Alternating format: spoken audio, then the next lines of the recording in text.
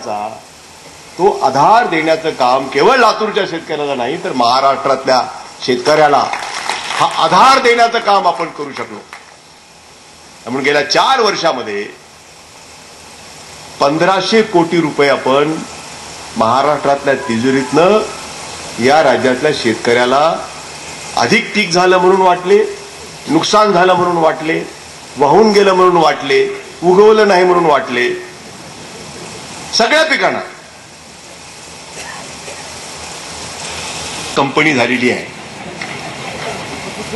अशी अवस्था झाली. परंतु अडचणीत सापडला शेतकरी, त्याला मदत केली पाहिजे, ही भूमिका मी स्वीकारली. तातडीनं मदत झाली पाहिजे. अशा प्रकारचे अनेक निर्णय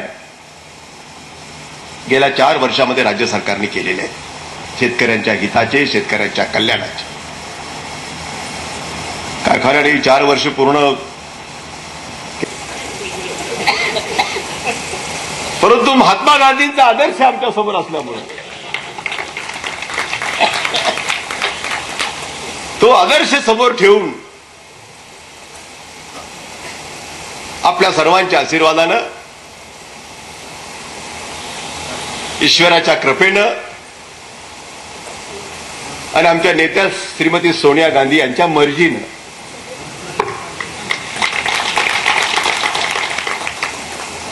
हे 4 वर्ष कठीण,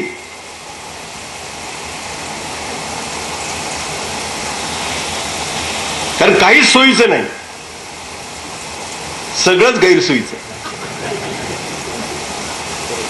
मागच्या काळामध्ये वसंतराव नाईकांनी 11 वर्ष मुख्यमंत्री राहिले, परंतु सोय होती सगळी, प्रचंड बहुमत होतं.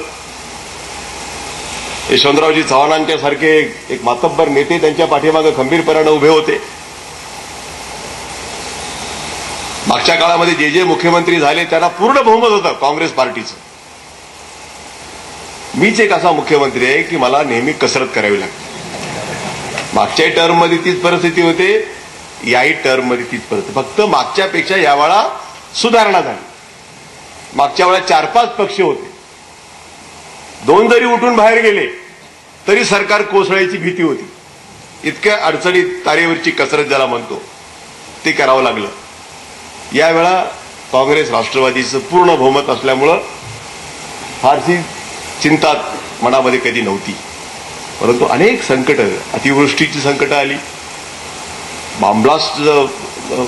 बॉम्बस्फोट मुंबईमध्ये आणि इतर भागामध्ये